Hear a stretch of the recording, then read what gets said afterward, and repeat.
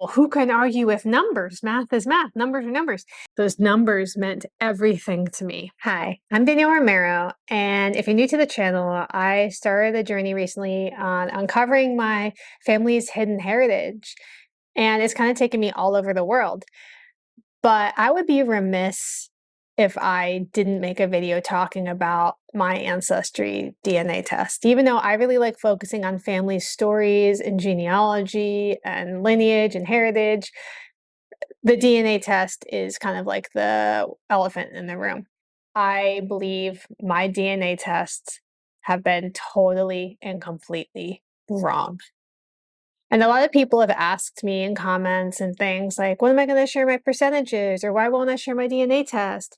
And my answer has always been, which test? Because my tests, I've done 23andMe and Ancestry DNA, and both of those tests have changed so drastically from update to update that they're like almost unrecognizable and they don't seem like the same person at all. I want to kind of go through a couple of those issues that I've had with my DNA test and tell you today kind of my thoughts on what is the value of a DNA test and is there any point in taking one? First of all, it's important to understand like how the DNA tests work. So I'm not a scientist, but my understanding of how the DNA tests work, the different companies are using something they call reference populations, and it's basically people from a certain area with certain characteristics, and they're kind of comparing your results to these different groups to kind of see what is the most similar fit.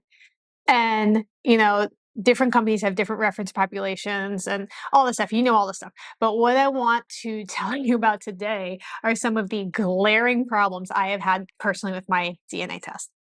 And so the first one I want to actually share has to do with my dad's side. And I haven't really talked about my dad's side at all. It's really been my mom's family and their hidden African American and Native Mexican heritage.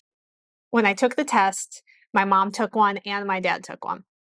So I was 100% sure of like where, a different thing was coming from. His family were immigrants from southern Italy and possibly Sicily. Like, I haven't really done that side of the family. I'm not totally sure on all that. What I do know is that they identified as Italian. They spoke Italian. And we were like roughly raised with that culture. We really weren't raised with anything from my mom's side at all. I took the test. Well, when I took the test, it told me that my dad was Italian, but I also had about 14% Egyptian from his side. Well, like that was totally crazy. And I was like, oh my gosh, like we're so Egyptian. Like that means that maybe if it came from just one of dad's grandparents, like one of them was like half Egyptian. I was like, that is so wild. Like how exciting. And started digging into all that stuff. I'm like reading about Egypt. I'm looking in all this stuff. Another update came out a couple years later and it took away all my Egyptian and it made it, I think, Southern Italian. Well, if you look at a map and you look at Southern Italy and Sicily and where Egypt is, you're just crossing the Mediterranean Sea to go from one point to the other. And who's to say there weren't a bunch of people with Egyptian genetics that settled over in Sicily and southern Italy, and they were there long enough to now be counted as Italians? You could see from one of my first tests where it had me at about 78% European, and then it had the North African, and then a separate section for just the African side of my mom's, and then the Native Mexican, and then there was a lot of unassigned too, depending on the confidence level. And I, with various updates, I would get like a lot of unassigned DNA. And it's like, well, what the heck? Yeah, that's not helpful for me. So another problem that I ran into was with my mom's side. So the first test I took 9 years ago was a 23andMe test, and it was totally different back then. Like when I first got my results, it sent me an email. It was like my top 3 ethnicities and then my haplogroup. My top 3 ethnicities were Italian, Irish, and then Mexican. And I was like so shocked by that because we didn't have any sense of that being there. And then they gave me my haplogroup, which was the information, this genetic information that's passed down from mother to daughter for basically all time. And mine was C1C, which is indigenous to the Americas. So that kind of confirm that Native Mexican ancestry. That test changed a lot. I ended up using the ancestry test recently with my mom because I was looking to connect with cousins, because I thought, okay, I'm really into the genealogy. I'm really into connecting with family. I don't totally care about the percentages Ancestry is going to give me, but I do love the connections they'll give me, and the cousins. I'm like, those are awesome, but you're still going to get the percentages. So the tests have changed so much again for me. And so there was many problems I had with the ancestry test, but one of them was that the indigenous Mexicans showed up for my mom as a community for her. And then I had it show up. But then with the last update, it took all of mine away and it gave me all these weird slivers of like random Central American countries. But my mom's Mexican stayed the same. And I know that it's from her side. My dad doesn't have any of that. And so that was really weird, because if I had taken the test without seeing the old one, or if I had taken a test without having my mom take it, like I would have said, oh, maybe I don't have Mexican heritage. Maybe I have like Chilean heritage. But all of my paper trails, all of the documents I have on my family confirm like 100% indigenous Mexican heritage way back when. So it was really weird to see that my mom's didn't change, but mine was a hot mess. And another thing happened with my mom's test, which was she has a lot of Irish because her grandfather was 100% Irish. He's the one who married Lola.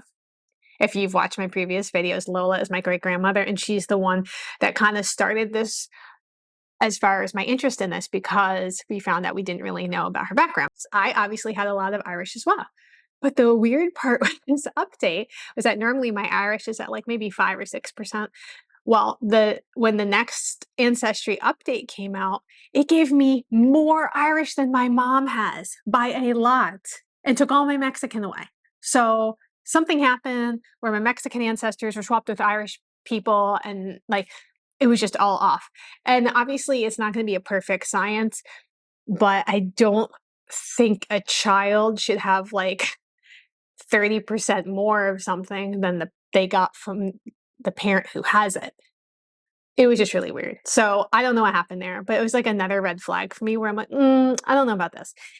And so as far as I'm concerned, I feel like the ancestry tests kind of don't matter. And 23andMe, any of these DNA tests, like I feel like they kind of don't matter. I feel like they're like a signpost. Like they're going to point you in the right direction, and which, they've confirmed things for me. But as far as looking at it and being like, I am X% this, these can't give you your identity anyway. Like they don't tell anything about how you were raised, what kind of stuff where your family came from. Like it's not giving you a sense of who you are.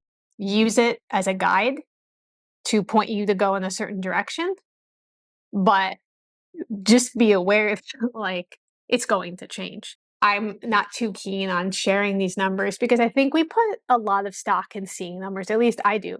It meant a lot to me to see some of these numbers and try to do the calculations of like, okay, who was what and where and when.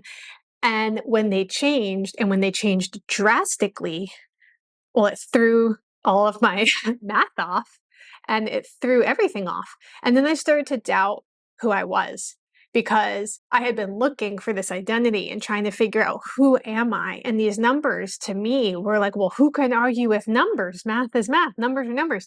And then to have them change was like jarring. And like, as far as the Egyptian, like I don't even know. It's gone now. Maybe it will come back. I have no idea. All I know is that Egyptian people come up to me and they just assume I'm Egyptian. But like that's kind of been my experience really wherever I go, is someone just assumes I'm a thing, and I've never really known how to answer when they ask. And I was hoping that taking the ancestry test would be like that would like solve everything. And in reality, I think if you're interested in your ancestry, in your heritage, like you got to do more than just spit in a vial. So as far as I'm concerned, my ancestry tests were totally wrong. They keep contradicting one another. And so I feel maybe it was important for me to get like a little bit of freedom from those numbers, because those numbers meant everything to me. Let me know if you've had a similar experience with your test totally changing. Like, have you changed ethnicities like I have? Let me know in the comments what you think, and I'll see you in the comments.